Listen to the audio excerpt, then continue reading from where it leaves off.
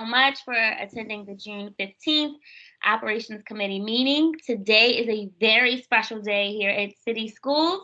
Today is the last day of That's the right. academic school year.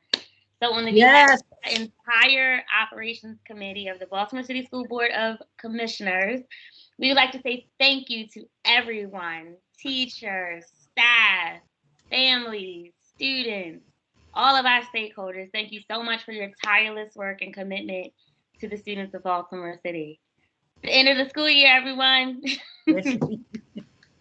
Okay, so now we can move forward for our first presentation of today, which is the 21st Century School Buildings Program Summer Updates. Good morning, Ms. Hellman. Good morning, Commissioners. Good For the morning. record, Dorothy Hellman, Executive Director, 21st Century Program. All right, so our agenda is always standard. I try not to confuse anyone, so it's standard. Talk about the Plan Year 1 schools, Plan Year 2 schools, a little bit about the project status, and I do have some pictures to kind of show you as to our progress. Talk about the supply chain a little bit. That's very important considering what's happening in our economy today. Touch a little bit on the feasibility studies, the swing location, which is very critical because we have a lot of moves this year, this summer. Talk a little bit about transportation, which is up and running right now, community engagement, student internship. Workforce development, have a little bit of a update on that. And of course, save the date, which is really what we live for, right? Kind of making sure that we're providing and opening quality schools for our students. Next slide. So for year 1 schools, 11 schools are in year 1, 10 are complete. The last one, Patterson, which is co-located with Claremont, is nearing completion in just a few short weeks. And even though Patterson is going to be open for students this summer, Claremont, those students won't move in until 2022 after the demolition of the existing school. Next slide. Plan Year 2, 17 schools in total. 7 schools are complete. Harford, Rura, Baybrook, Calvin Rodwell, Mary Rodman, Medfield, Walter P. Carter, which is co-located with Lois T. Murray. We have 7 under construction, 2 are in design, and 1 in feasibility studies. So if you could pause here just a little bit, wanting to talk about cross countries in feasibility studies. We're running just a tad bit over budget on that, but we're progressing very well with the community, having community meetings, talking about zoning regulations, so that's good. Commodore John Rogers, running just a tad bit more over budget. Again, a part of this is the economy, but we've also made some changes to that school. It went through 2 reiterations. Instead of just being a systemic renovation, we went to one with an addition, and then in trying to meet the ed spec, it's almost as if we're coming to a point where it's going to be a full-blown renovation / modernization. So that's kind of pushing our budget just a little bit, but on the up and up, everything is moving forward, and we do have funding in left in the 21st Century Program, which is also includes that $60 million that was a part of the savings by the MSA. Next slide. Wanted to talk a little bit about project delivery. I think some of the times when I come here and I present, I kind of go through very quickly. You only see me, but you don't see the myriads of folks that are actually working behind us, and the fact that we do have a process whereby we're actually accepting school buildings. This is just an example of Harford Heights. Just wanted to give you just a tiny little peek into what we do. We do have a school readiness checklist, which is typical for every single school. There are key deliverables that we look for every school, without which those schools cannot be open. The building, number 1, has to be fully energized. We want to make sure that we have BG&E, and we also have our light, or gas and electric on site. Our elevators have to be installed and state inspected, without which we cannot occupy. We need, of course, our HVAC, or heating and cooling system, up and running, not always commissioned, because the commission sometimes follows afterwards. Definitely your kitchen inspection, we need that. Water sampling test, we need to meet 5 parts per billion in order for the kids to be able to have fresh water at school. Our security surveillance cameras have to be in, wireless access points for the for teachers and our students to be connected in their educational environment. Substantial completion, and that is when the MSA is actually finished with the project and it gets turned over to us. And then we start with our FF&E install, our IT deliveries, and then of course everyone sees the main event. But again, I just want you to know that there's a myriad of things that we do behind the scenes that we don't always talk about, and stuff that we even do after the schools are open. This kind of gives you just a tiny peek, and this is just a partial checklist of what we do for every single project.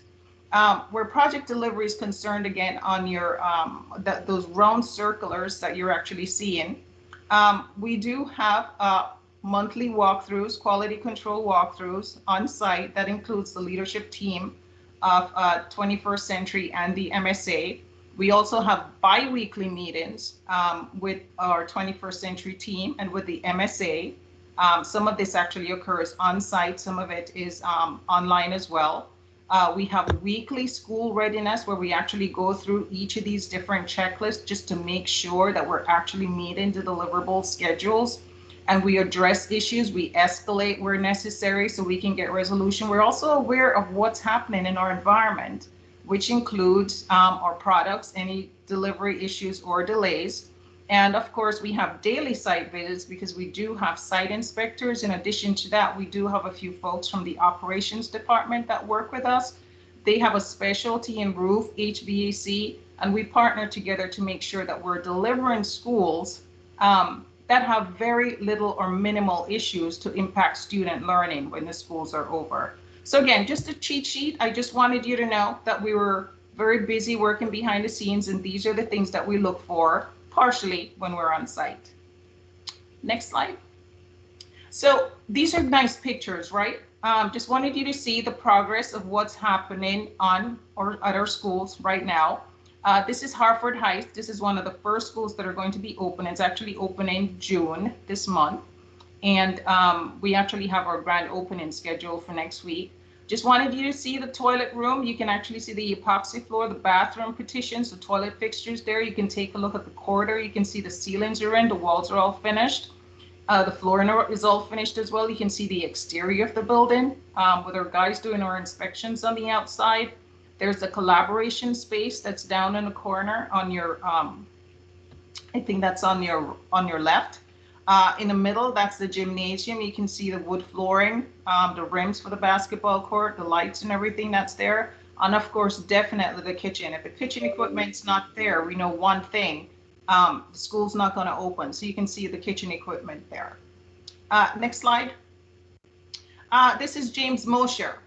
See, when you look at James Motion, you compare it to Harford, you'll see that this is running just a tad bit behind, and that's why we have our delivery kind of staggered, and every week or so we kind of make changes based on what's occurring on site.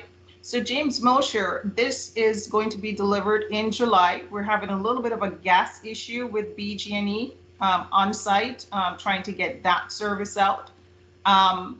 But we're working on it right now. You can see from the exterior, lots of site work still being done on site. You can see our data closet right up there, the top right-hand corner. Again, our racks are in, but we still have a lot of work left to be done in those rooms. The elevator is up and running, also inspected as well. And you can see in the cafeteria area, and you can see the cafetorium at the back, that we still have some work ongoing. In classrooms, most of our classrooms are outfitted. We're actually doing the technology test in some of these rooms just to kind of make sure that our flat screen panels are actually up and running. But again, may have made some progress between the last time I took pictures, which was 2 weeks ago, to now. But again, we're still on target for opening in July. Next slide. Robert Coleman. And you can see from the outside, Robert Coleman has progressed. The skin of the building is in. We've got our landscaping in. The trees are mature. The grass have actually, kind of developed and in. We've got our asphalt. We're still kind of working on some of the site work on the outside. For a minute, I think I missed my slide. Okay, there you go. We have the basketball court in the back. We have our electrical room that's there. You're looking at our bathroom in the lower corner. You have our elevator that's currently going in. And in the kitchen, you can see that we have some kitchen equipment in, but again, we're not quite there yet. And you'll see our data closet to the right, lower right. You'll see that we have all our cables in, but our data racks are not in. This is how you can actually look at the progress pictures and determine how far out we're actually ready to be open or we're not ready to be open, not quite yet. Next slide. Over at Calverton, you can see on the outside, we have lots of site work still being done. We're still working on the skin of the building on the outside. If you look on the inside, where you have that entry stairwell, you can see the stairs are all in, but then we're still working on that window wall. It's all framed in, but we have poly there to kind of keep everything,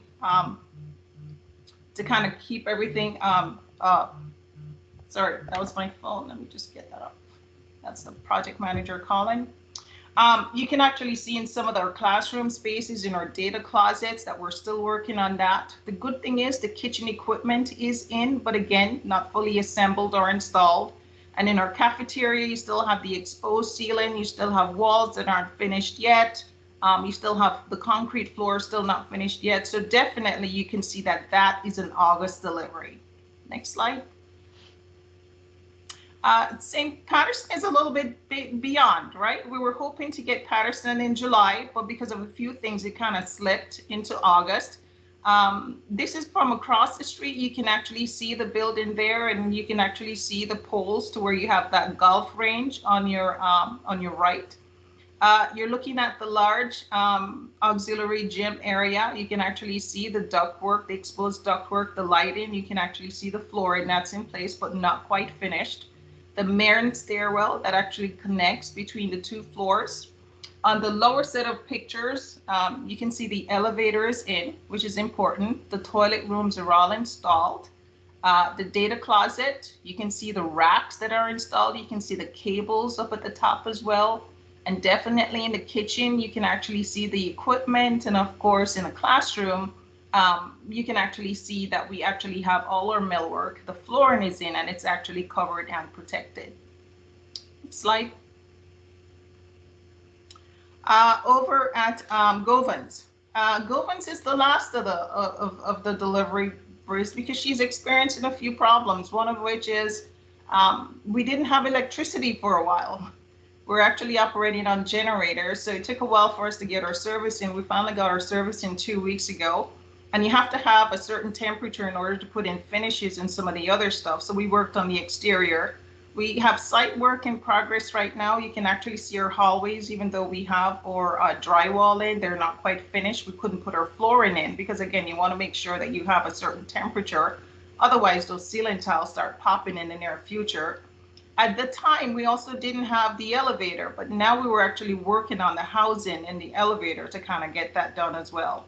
If you're looking in the kitchen compared to some of the other facilities, you'll just see that it's very stark. Exposed ceilings, we see the column, some of the HVAC systems, but no equipment. None of that has been delivered yet. And that's why that's going to be one of the last deliveries that we're going to have.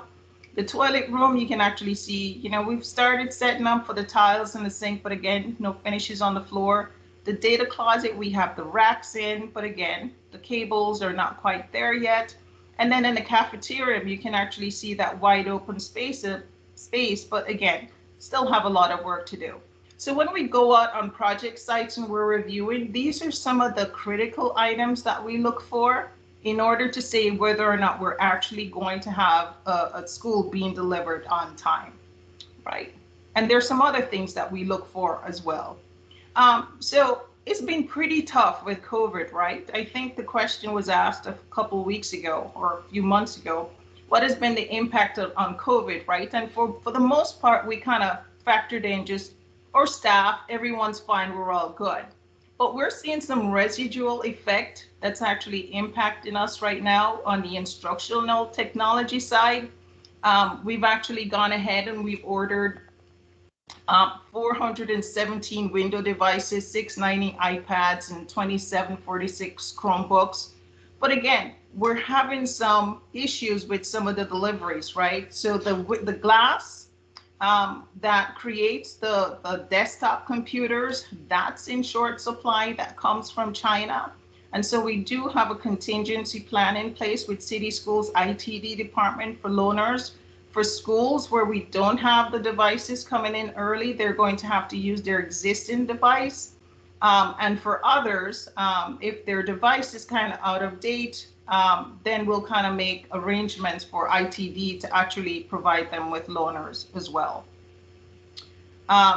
And if their computers are up and running, then we'll certainly have them transfer their devices to the schools.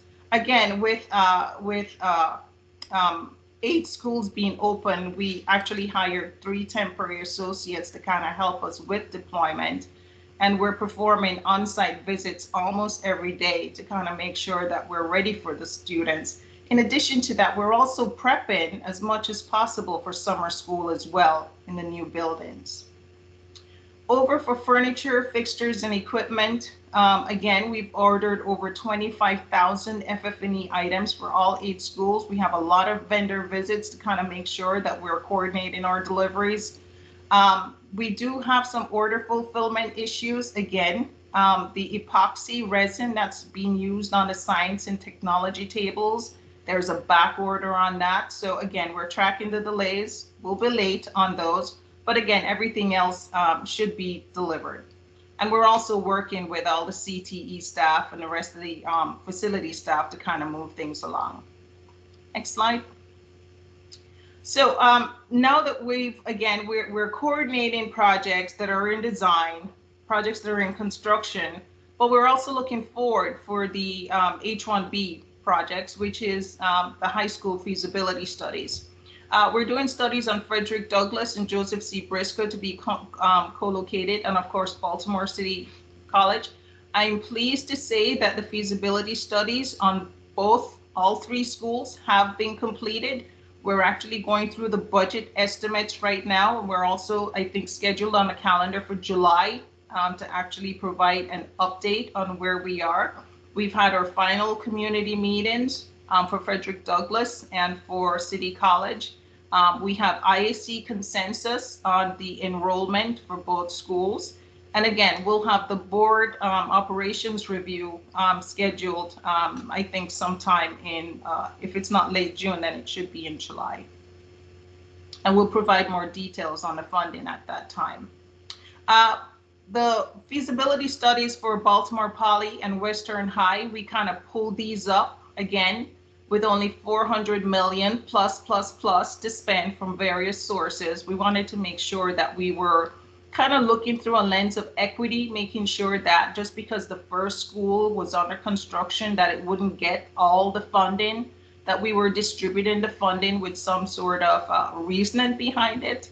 And so we pulled up Poly. Poly has a few deficiencies at that school. We're actually going through the budget right now with a fine-tooth comb. We may be a little bit over budget on these, considering it's only $400 million, and these are really very large schools. But again, when we have that meeting in July, we will definitely have all the financials ready for review, and we'll take a lot of questions and provide responses at that time. So swing schools, we have 11 schools swinging this summer. It's going to be, again, the largest number that we've ever done. 5 are moving from, which is very good, from swing locations into their permanent schools. Some of these schools are actually had to be like closed for half day because of heating and cooling issues. But after this summer, that should be behind us, and then the students should be able to concentrate on work. We have 6 schools getting closed or merging or being surplused. I mean, Louis T. Murray all the way down to West Baltimore and Chinkapin building. Again, huge amount of boxes, labels, packing, purging, recycling bins are in process. But again, we do have a full team kind of going through all of this to make sure that we're good and ready. Next slide. Transportation. So sometimes when we do these presentations, the presentations are created a few weeks before we actually have the in-person presentation with you. And so the last time I presented, Jacinta corrected me because we did start yellow bus transportation. So I wanted to confirm that yellow bus transportation did start in February when in-person learning commenced. We still have a few driver shortages, and because of that, again, we went ahead and we hired 3 companies to kind of help with transporting our students between schools. We have 17 buses in use, and approximately right now 281 students take the buses each day. As at the last time I checked in, we've had no safety issues on any of our school buses, no incidents to date. Community engagement, lots going on here. We have school merger events that are ongoing with our engagement department, Pen Pal Field Days. We have virtual learning for the painting for the kids. We have merger activities with Calverton and Alexander Hamilton, and of course, James Mosher and Alexander Hamilton. And again, the latter school, Alexander Hamilton, is being closed. We have school renamings that occurred. James Mosher was renamed to Billie Holiday Elementary. Calverton was renamed to Katherine Johnson Global Academy. Those names will take effect as at July 1st of this year. I wanted to talk a little bit about Love Your School campaign. We get very concerned because in the warranty department and sometimes in our collaboration with facilities, we turn over a school and then we find out that, things are happening to the school that's costing our or community funds and definitely our school additional funds, which was not anticipated to be spent for a new school. So what we're doing is we're ramping up our Love Your School campaign with principals and with the community and with parents and with students. And the goal is to mitigate vandalism at schools, right? Because it's costing us thousands of dollars each year. We have a lot of graffiti that the facilities department has to take care of. We have security cameras that are being vandalized. We've got a few playground fires that cost thousands of dollars.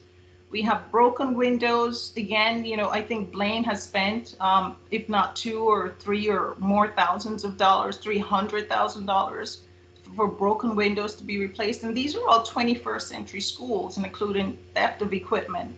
So we're ramping up that school campaign with the intention that, again, the adults in the community kind of gear the kids towards, don't destroy your school. It's a huge investment and it's meant to change lives, not only lives personally, but again, the community as well.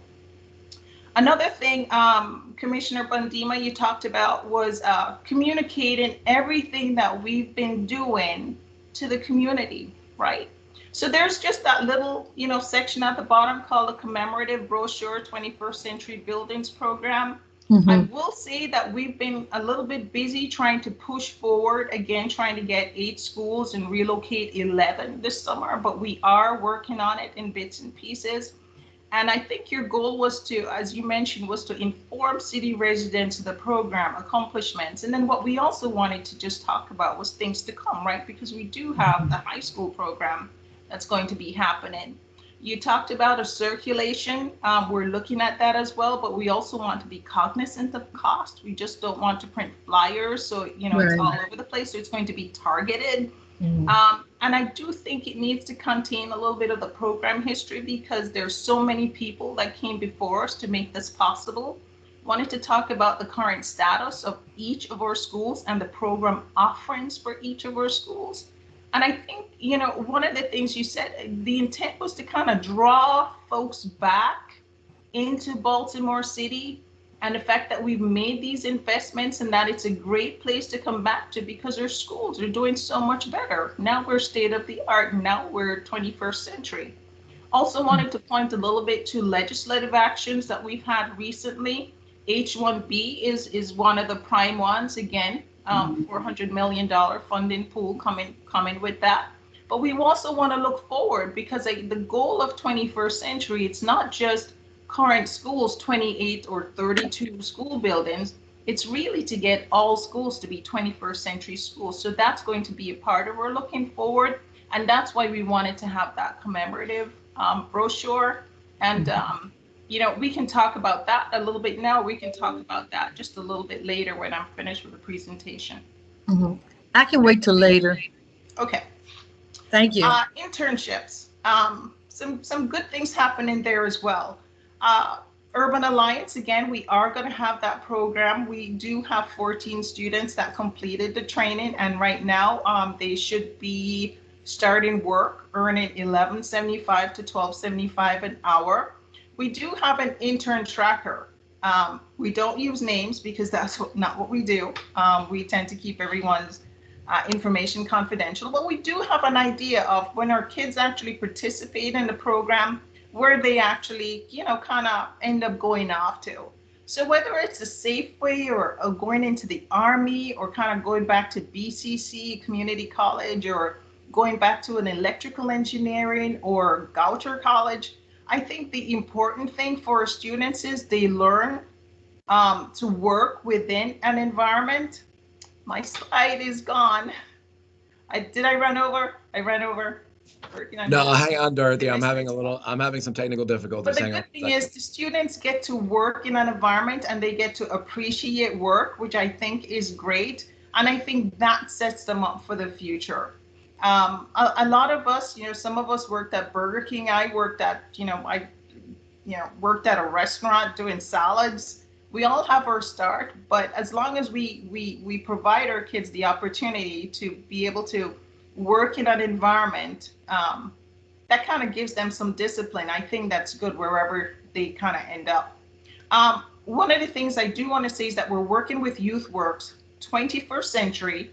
Knott's MSA is working with YouthWorks at MOED this summer. We're going to be taking 5 students. We do have, again, an unprecedented delivery of furniture. So we're going to have 5 students work with us, both in IT and with the furniture delivery. They're going to help us with barcoding our new furniture, kind of placement of furniture inside of our schools. And we'll also kind of work with them too on some personal development as well. And that's 5 students that we're able to take, and they'll be working with us from June through August until the school is delivered. Workforce development, local hiring. These are some stats from the mayor's MOED.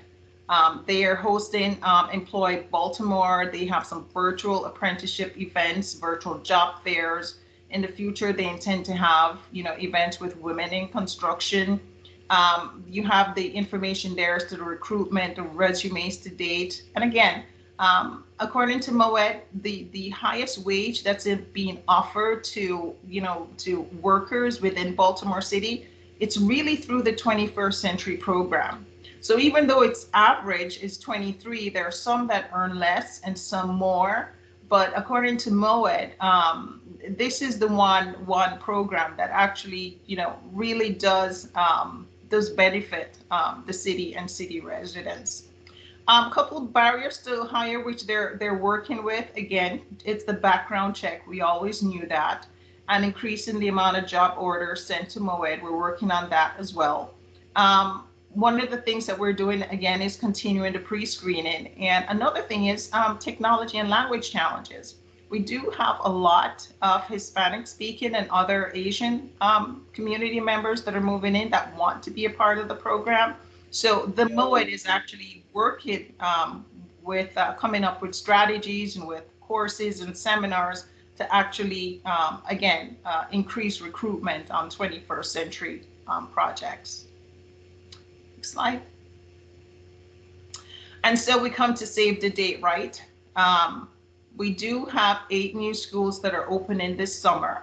We have a tentative plan for 3 combined hybrid events. I don't think that we can have 8 individual school openings. So we've kind of grouped them together. Part has to do with location, because I think that's critical as well with the legislative districts. So Harford and Sharp Leadenhall, again, because, and then in some cases because they're delivered early as well. So Harford Heights and Sharp Leaden Hall, co-located in the same building. That's going to be on June 17th, which is on Thursday, 11:30 to 12:30. That's the event. Billie Holiday, you'll see the new names now, which confuses me a little bit, but I think we'll get used to it. Billie Holiday, Katherine Johnson, Robert Coleman, that's going to be on August 24th. And then Patterson and Claremont and Govans is going to be on August the 26th. And that's pretty much the update from the 21st Century Office. Questions? Thank you so much, Hellman. I would like Commissioner Bondi, I think I see your hand. Yes, thank you, Ms. Hellman. That was excellent. And I really want to thank you for acknowledging the information about when I made a concern about cross country, and you did exactly what I was hoping that you would do. You and your team, your staff, and your whole crew. And I want to say, I read the PowerPoint in advance, and as a matter of fact, I was very detailed reading it. And I have to compliment you on that PowerPoint. As a matter of fact, I've had several people in the community all over who asked different questions about different schools, what's going on, and you actually dug deep and you answered those questions to the point that I'm hoping that I think it goes on our website, that PowerPoint, and encourage the community and the people in the districts to really look at that PowerPoint. Now, we'll always have questions. That, thank goodness, we know that we will always have questions about something, and it might not be there. And you kind of answer questions that's not on the PowerPoint, but people who will not be listening today will be able to ask those questions, and we can answer those questions. We can answer those questions. But that was an excellent PowerPoint.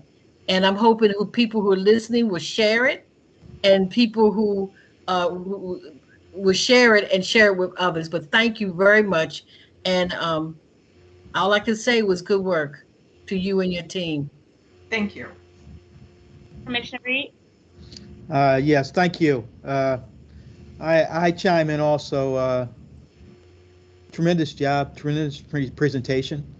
And the time I've been on the board, your presentations continue to get better. So I thank you.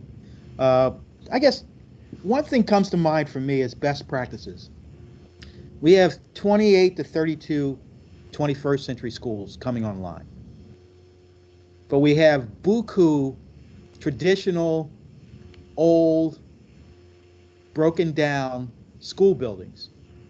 So any best practices that you get from 21st century can be applied to traditional schools. I'm thinking in terms of one problem we always have is the water situation, the HVAC situation, and even the technology situation. So is there some cross-fertilization in terms of best practices from 21st century to traditional schools? Because if I'm in a traditional school and I live 5 blocks between a traditional school and the 21st century school, my first thought is, why not go to the new building? So in theory, a 21st century school can cannibalize the other buildings. Right. So I guess getting back to my question, in terms of best practices, if we create the best practices, people may want to stay in their traditional schools. But is there something in place or something on board that people are working? Well, I should say, first and foremost, that the best practices that we have right now, it's actually from city schools. Okay. I mean, 21st century is city schools, but we're actually using a set of design standards that's created by city schools. And that is what's being executed in the newer schools. The difference between the traditional schools and the newer schools that we have is just a matter of funding. It really is just funding. We can skin it, crack it, we can do anything, but in the end, it's funding. But I guess my point is, 21st century schools get a lot of money. I guess in terms of capital spending we have for all the rest of the schools, it's less than $50 million. So that's the imbalance I see. That's the imbalance.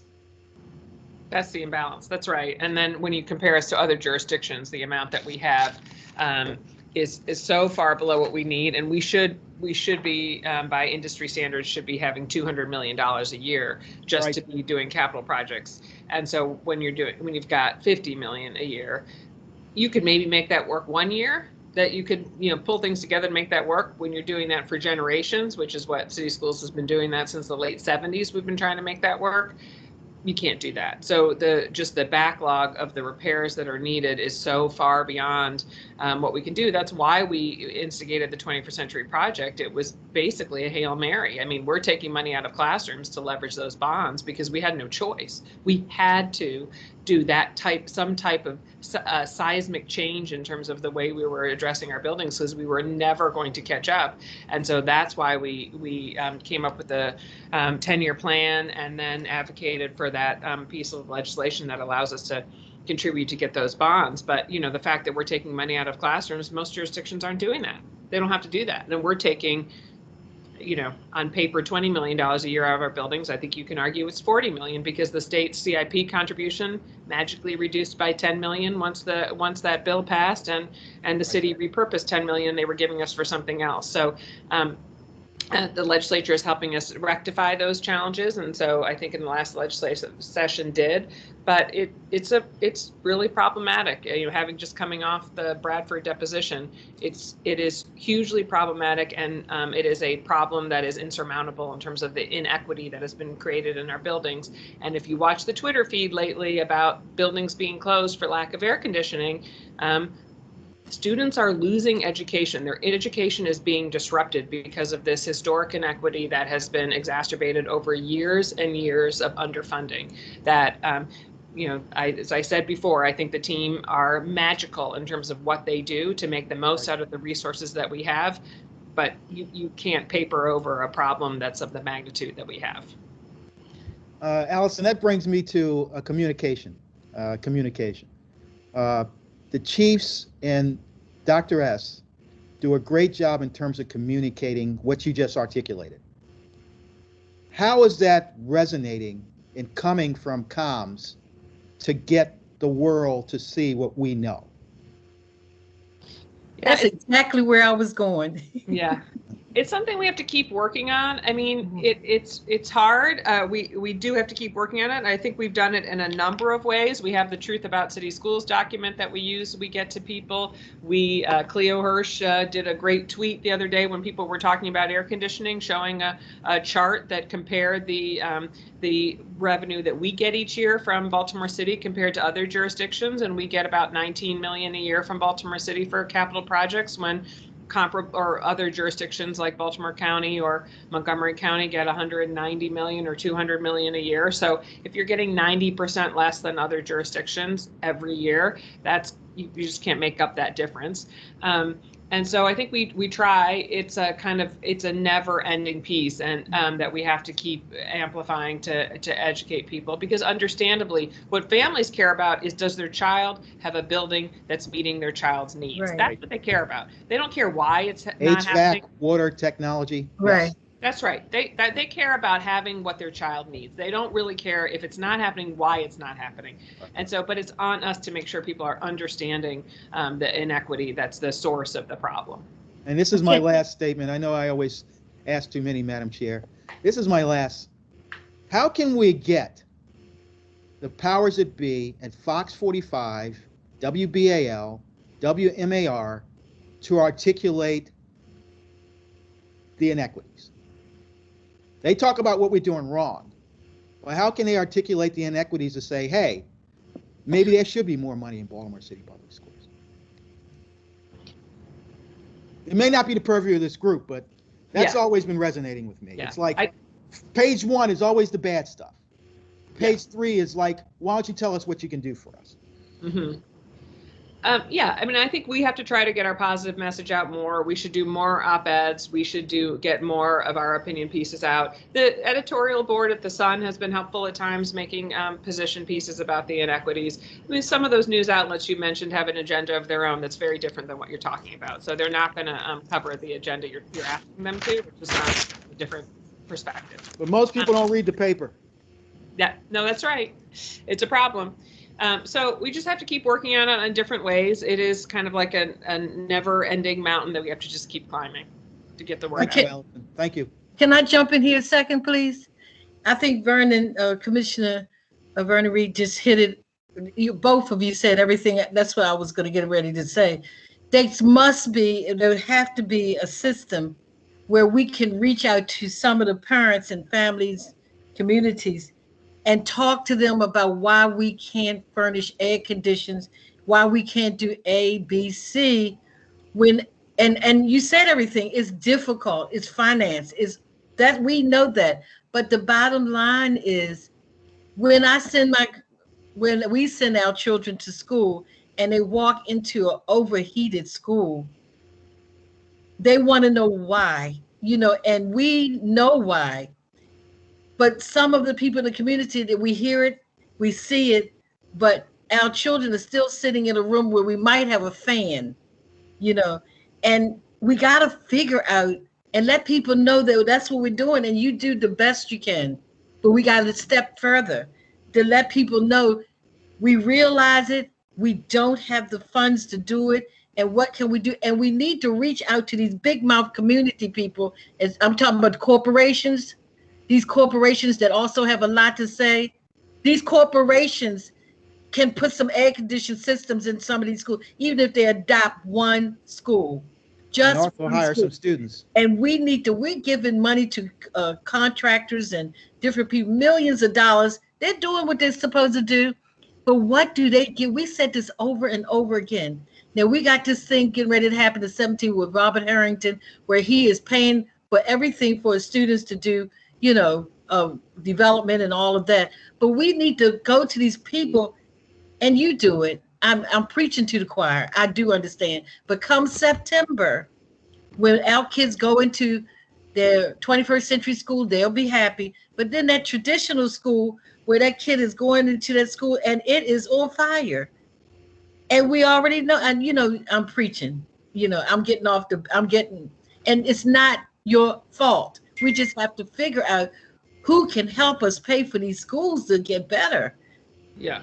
And we all, Yeah, I agree with it. And, and they may not be walking into the hot building. Instead, they may be not getting an in-person experience because the building is too hot. So neither is a good solution. I mean, we're constantly trying to weigh, it's like how, we really push the limits of how hot is too hot because the alternative of sending students home so they're doing something remotely, which we know from data, has not been as good for most students. So it's really a balancing act. And in terms of your point about, yes, we have to educate the community about the reasons for the inequity. At the same time, when talking to parents, we also have to do everything we can with the resources we have to make it the best opportunity possible for their child and make them feel confident in the school offerings they have. And I think we do an amazing job at that. I think we do give good quality options to families.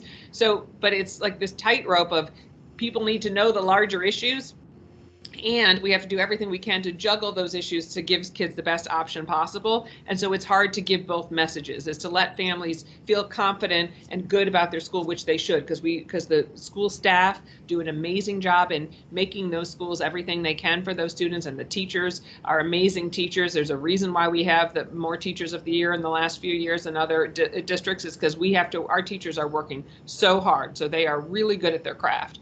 And so all those things are true. And at the same time, so it's like, how do you both make the case of what you need without eroding confidence in what you're doing? Because we are doing well despite all the challenges we're talking about. Right. No, I understand. Thank you. Commissioner Reed, you put your hand back up? Yes, I did. Hopefully it's okay. Go ahead.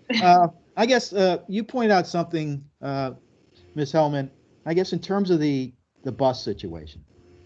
You said we had a shortage of drivers, but we're good now with 281 kids, which makes me think about September. If we have a problem now, just for the swing schools, when we try to get everyone in the building, will we have that bus problem? That's my first question. And my second is a statement. the commissioners probably know more about this than I do because of the schools they went to.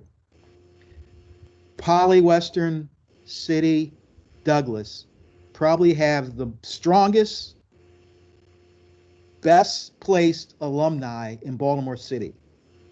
Ergo, if you're talking in terms of partnerships and engagement and communication, when we work at the plan for those buildings, I would say you want to make sure that they are on board 120% because they're pretty vociferous, they're pretty powerful, and they let people know when they have problems. So I'm just saying, in terms of any engagement, if you can add Dunbar to the list, those schools come up, they have a pretty powerful and vocal group that will tell you exactly what they need, how they need, and what's broke. So that's a pretty delicate situation. To the latter, I can tell you that our engagement for the high school program has been pretty robust. At times it's been very challenging, but the fact is we are having participation, even with CHUM over at City College. We've had our back and forth, but we've been able to make concessions, right, to move forward. Over at Poly Western, we actually have alumni that have called in from China. So yes, I do know that the communities are very vested, and yes, and so we're looking at everything through a lens of equity, and that's why we didn't just start, City College first or Douglas first. We wanted all 4 schools to go through the feasibility study so we understood what the deficiencies were and the opportunities were, and then make, a good decision as to what needs to be done at each school. Now, does that mean that we're going to get that optimal goal? Because, sometimes if you're working on HVAC systems, you're really just going to have to do a good job on one, and then something happens. But I think we're going to be very forthright with our studies, and I think in July we'll have a lot more to talk about. Thank you. So for the sake of time, Ms. Holman, I will submit my questions to you. But I do have one question I think it's appropriate now, and it's around the Love Your Schools campaign. I would be really interested to see if we have maximized any of our community partnerships to tag along, to partner along with us, and getting the community as a whole to understand the value of these super finite resources that we're putting into our buildings, and for the students. But have we partnered with anyone else around the larger magnitude impact of Love Your School campaign? I think what we can do is to get Renee, or engagement coordinator or engagement manager, we'll get her on the next discussion, so that you can actually see some of the discussions that we've had, some of the partnerships that we've had. And definitely we kind of work within sometimes the confines of the MOU in an instance. But it's definitely something that I think we can explore a lot further, because these are huge investments for our community. Okay, so for the sake of time, we are going to move on to the next presentation. Thank you so much, Ms. Hellman, for the lovely presentation and the robust discussion that we just had. We are now ready for the ERP implementation update. Okay, thank you. Thank you.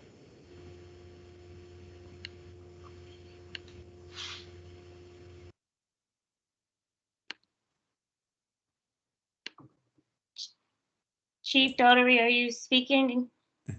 Thank you, Chair Roberts. I was speaking, and I was introducing myself, Chris Daugherty from the Finance Office, and I have the pleasure of briefly kicking off this update report on the Enterprise Resource Planning, shorthanded to the ERP for those less familiar with certain acronyms. ERP is Enterprise Resource Planning, and we are in the thick of things with this extremely important review process.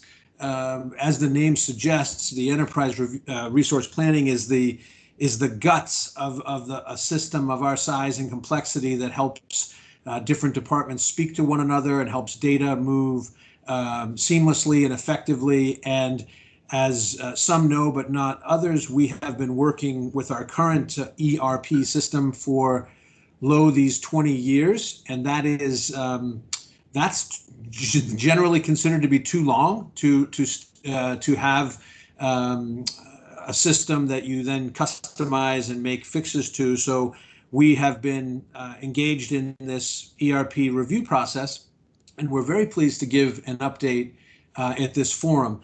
I do want to say, though, that if at times we are a bit more general, or even considerably more general than one might otherwise expect, it is because we are in the middle of a review process, and we're still very much in the thick of things in that regard. So we're not able, naturally the board wouldn't want us to, we're not able to kind of handicap the race, if you will, because the race is still ongoing. So we will say what we can.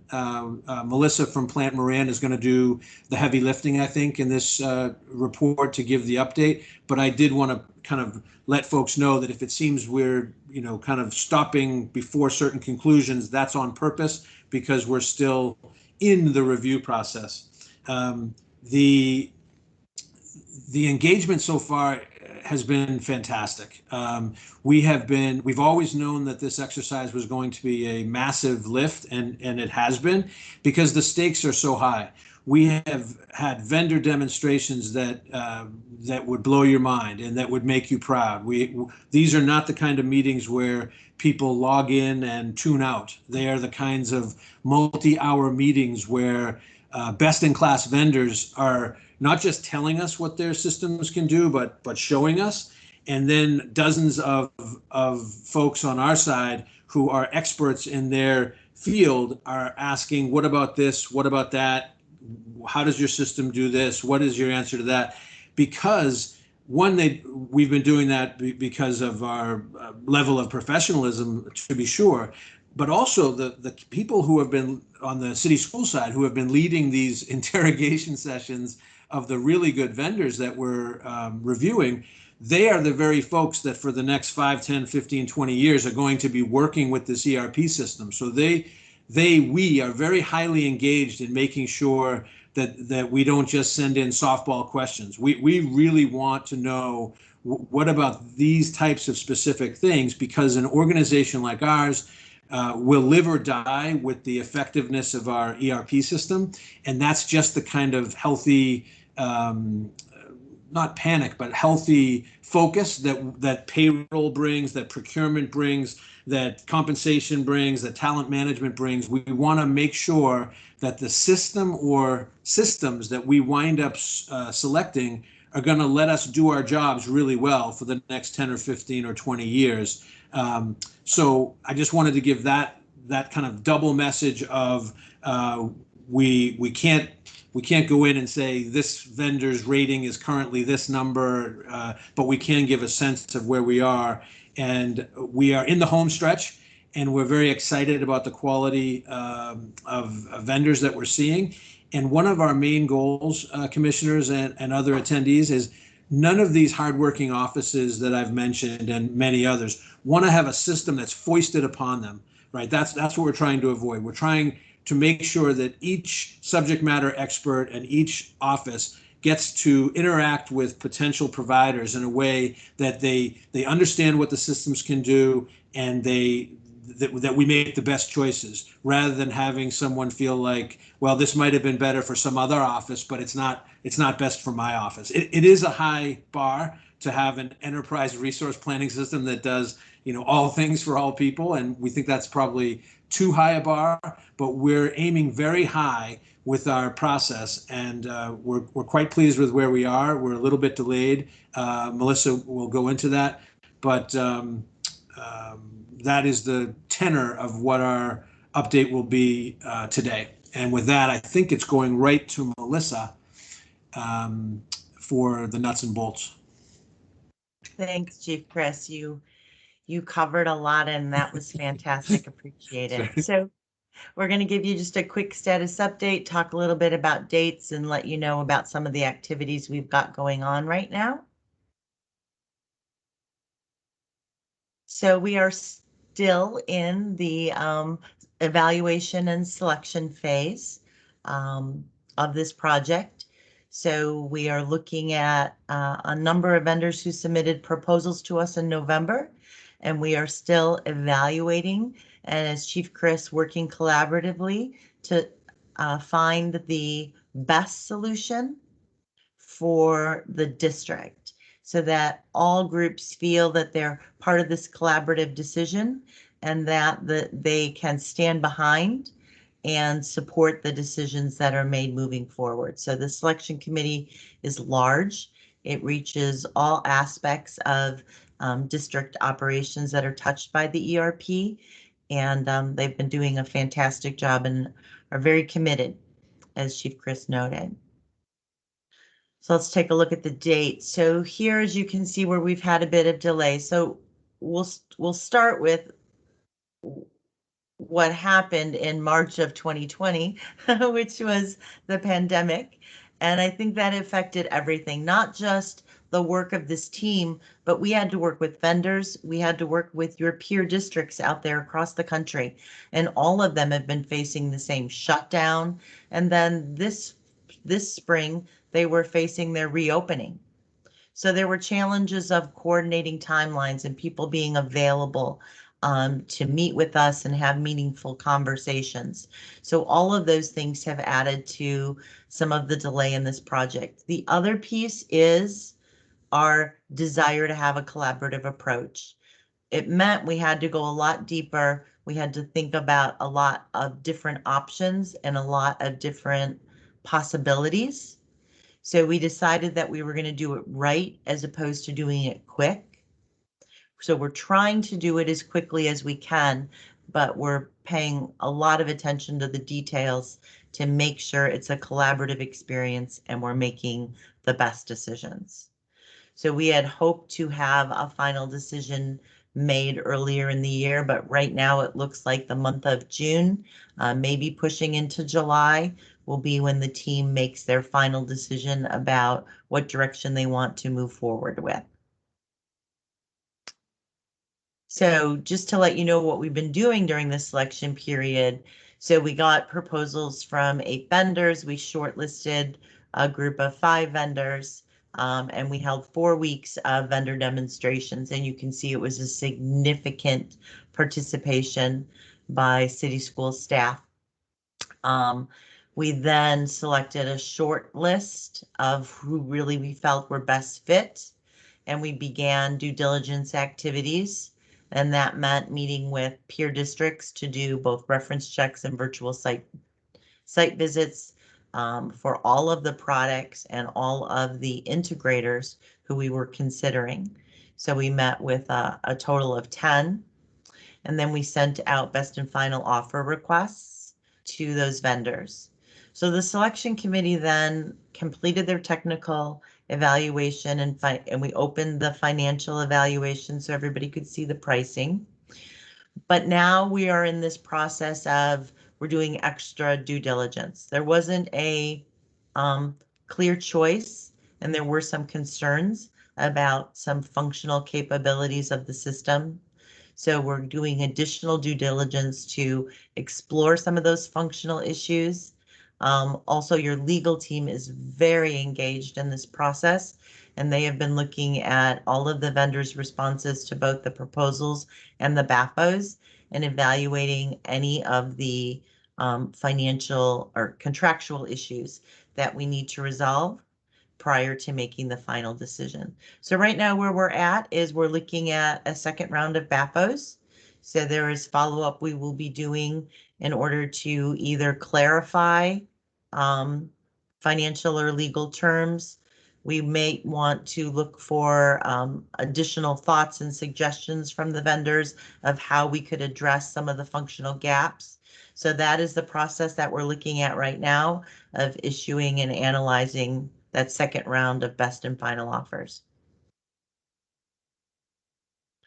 So some of these extra due diligence steps that I talked about after we, explored all of the technical and financial offers with the first round of BAFO, we need to do some additional demonstrations because we need to understand these functional gaps a little better so we can make the best decision. We need to consider whether the ERP will really be the best fit, one integrated solution, or whether we need to look at some third-party products that we could integrate with the ERP to make sure our needs get met. An example would be something like a employee evaluation module. Will any of the vendors we're looking at, will their core ERP module meet our needs?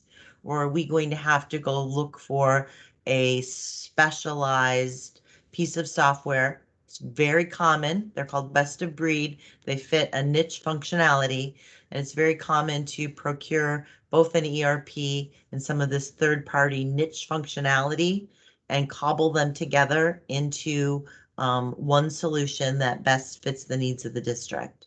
So we're looking at those options right now. We're considering them. We're evaluating them from both a technical and a financial aspect. Legal continues to do follow-up on any exceptions they've taken to any of the contractual legal terms that were in our RFP. And the reason to do this now is to make sure once you make a decision, you'll be able to reach a successful contract with that vendor. So we want to make sure that we're addressing and looking at any of those major roadblocks that may stand in our way, because that could impact the decisions we make moving forward. So where will we go next? So once we complete the selection phase, we will move into contract negotiations and the development of a statement of work, which will really drive everything that we do from now till the end of implementation. Implementation will likely be a 24-month activity for the district. It will consume significant resources while you're doing configuration, testing, learning the new system, and ultimately going live. So we want to make sure we understand the staff load needs. We want to make sure we understand the timeline, how all of these pieces will work. So we'll be doing a lot of work to make sure we have a very solid statement of work document. And then we would move into implementation. At this point, it looks like we would be looking at having something to begin implementation late summer into the early fall, obviously after this comes to the board for the contract award phase. So I know we were very vague, but we are in the middle of a public procurement, as Chief Chris said. So we've got a lot of things going on right now. A lot of important decisions will be made this month, but we wanted to give you this brief update, let you know we're still working. Everybody's working really hard. We've hit a few bumps along the way, which has extended our timeline, but every action we've taken is going to result in a better decision and a better opportunity for a successful and strong implementation by city schools. Chief Chris, anything I left off? Well, I think the only thing you left off, Melissa, was the thing you were not going to say that I have to say, and that is for the board and others who have been following this process. I just want to confirm affirmatively that when we engaged Plant Moran, we went through a competitive process to choose consultant help to help us through this process. And I can't imagine having done it without Plant Moran. So just as a status update, and again, she's not, Plant Moran is probably not going to put a bullet in there that says, we think we're doing a great job so far, but I think I should. And the decision to engage Plant Moran, both to have an external consultant and then to pick it, predates my time at city schools. So I'm also not complimenting myself, it's other people. With something, as I said, where an organization like ours, with all of our complexity and size, an ERP review and adoption process is fraught with peril. And I think it was such a smart decision conceptually to go out and put a portion of the overall money towards best-in-class consultants like Plant Moran. And Plant Moran has been doing just what they said they would be doing, which allows ITD and finance and human capital, the big three offices that are so knee deep in this, to focus just on their stuff. And the just on their stuff is plenty.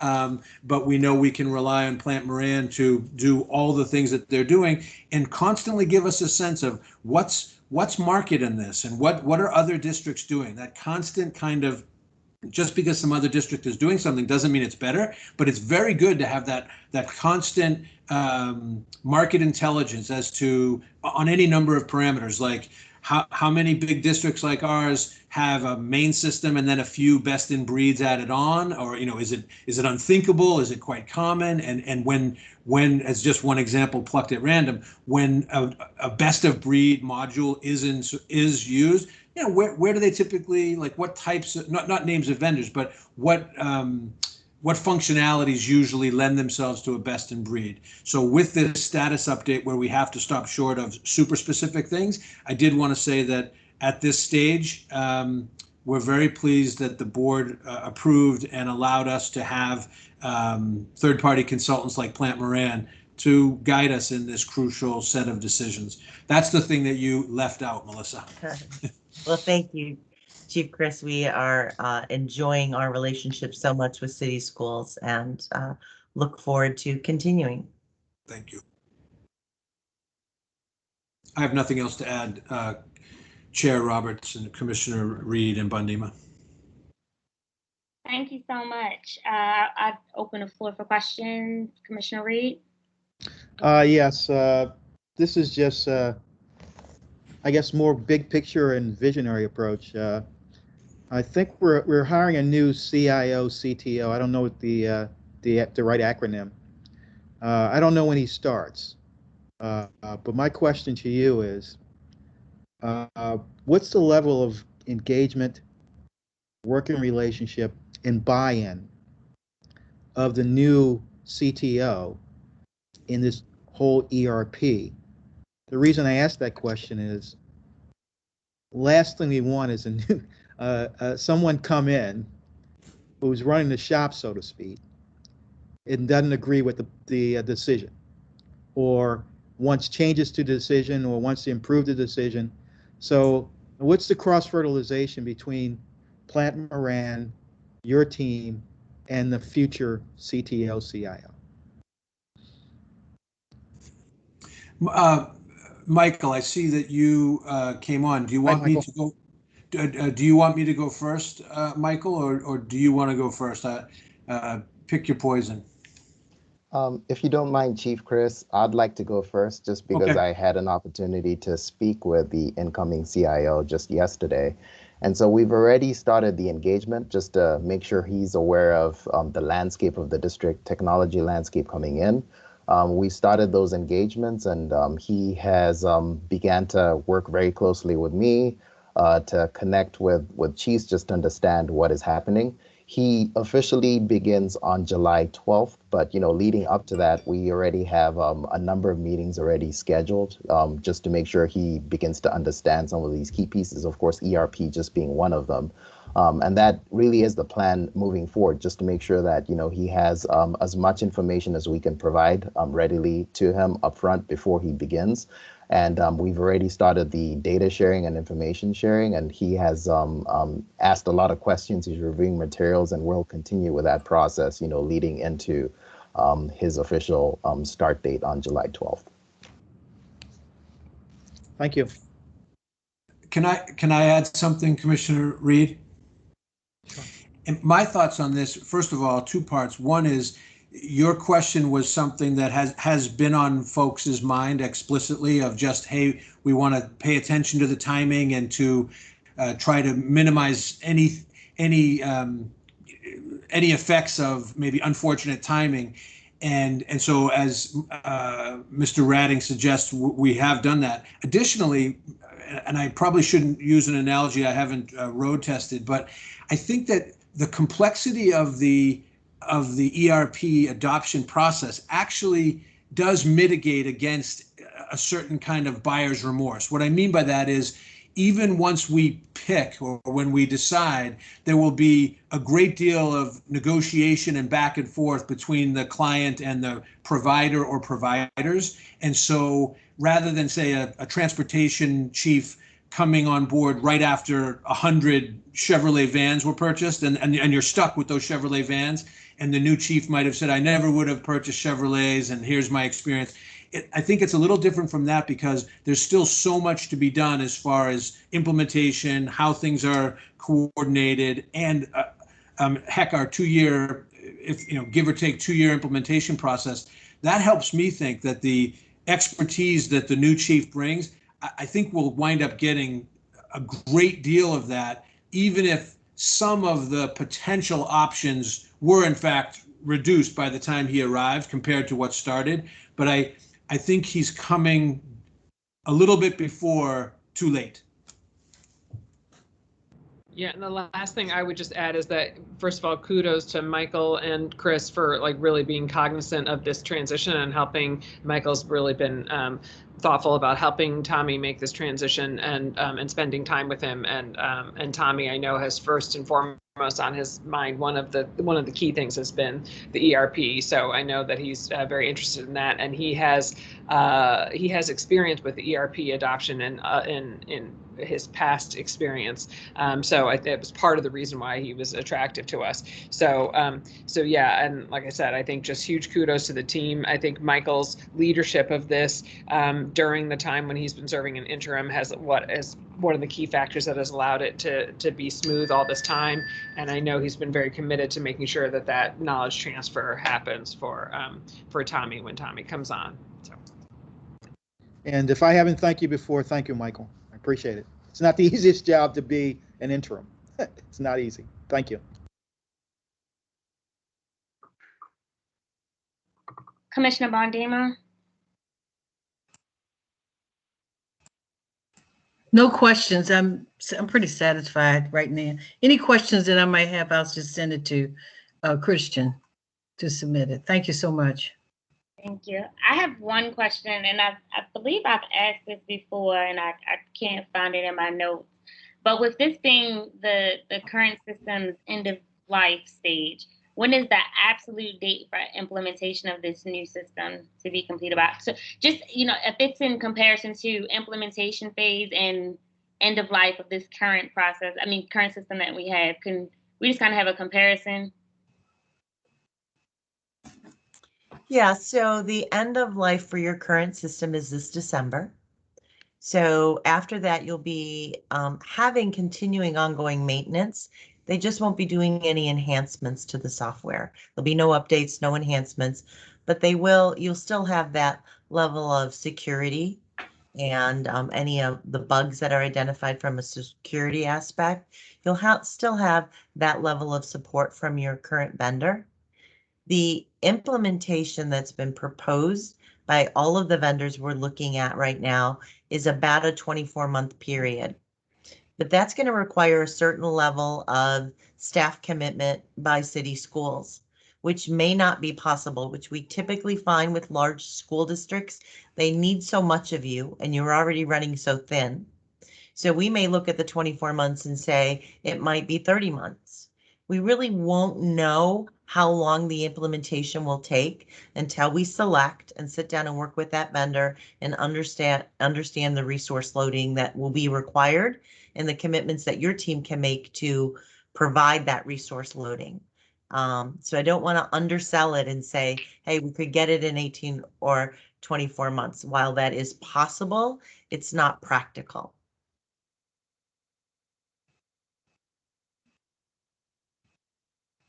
Thank you so much. Mm-hmm. Commissioner Reed, is that look another question?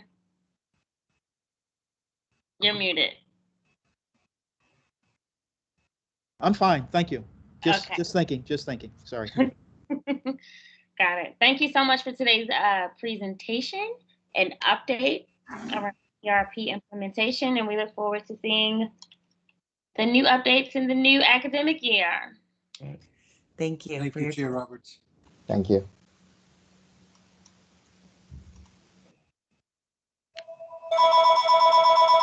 Mr. Gant, is there anyone signed up for public comment today? No, there's not. Okay. So the remainder of today's meeting will be spent on the 2 procurements that we have. Will Ms. Wilson be joining us? I am here. I apologize. My camera seems to not be working today, and I haven't been able to figure that out, but I am here and just want to walk through. We have 2 procurement items on the agenda, as you said. The first one is with Cloverland Farms Dairy. It is piggybacking Anne Arundel County's competitively bid contract for milk, dairy products, and juices for city schools. It's a base 2-year contract in the amount of $6 million, and there are 3 one-year renewal options. Are there any questions for this particular item? Commissioner Bondi? None here. No, I don't have any questions. Okay. The second item on the agenda is from the Chief Legal Officer, and it's for Whiteford, Taylor, and Preston. It is a contract amount increase and extension. The increase is from $325,000 to $525,000, so it's a $250,000 extension, and will expand the expiration. Commissioner Reed, Commissioner Bondima? Nothing here. Hi, no questions. Thank you. I actually have a question from Commissioner McFadden. 2 actually. One would be around the staff changes within the legal office. And so in comparison to those changes with what we're spending contractually, how does that internal capacity relate to the increase in contractual spending for cases like Bradford? And then the second part of that is, could we be provided with an update on where we are with Bradford? So thank you for the question. Good morning, I think. I'm not sure what changes specifically Commissioner McFadden's referencing in the legal office, but just as a general matter, for large cases like this with extensive discovery, we sometimes contract with outside counsel. And because this is a significant case where there have been a number of depositions and extensive requests from the state and others for discovery, we want to be prepared in the event we need this. We will do our level best to make sure that we conserve funds and only spend them as needed and do as much in-house as possible. But we also want to be prepared because litigation's fast moving so that we have the resources if we need them. And more broadly on Bradford, we are in the discovery phase right now. We have had a number of depositions and there are expert reports underway, and I'd be happy to provide more detail to the board in a fuller report. Thank you. I think just for clarification, for the staff changes, he's referencing hearing examiners and just general counsel. And so what I can do is I can have Commissioner McFadden follow up with you if there's any more detail that could be helpful for you. Absolutely. Happy to do that. Thank you, Chief Sivan. Anytime.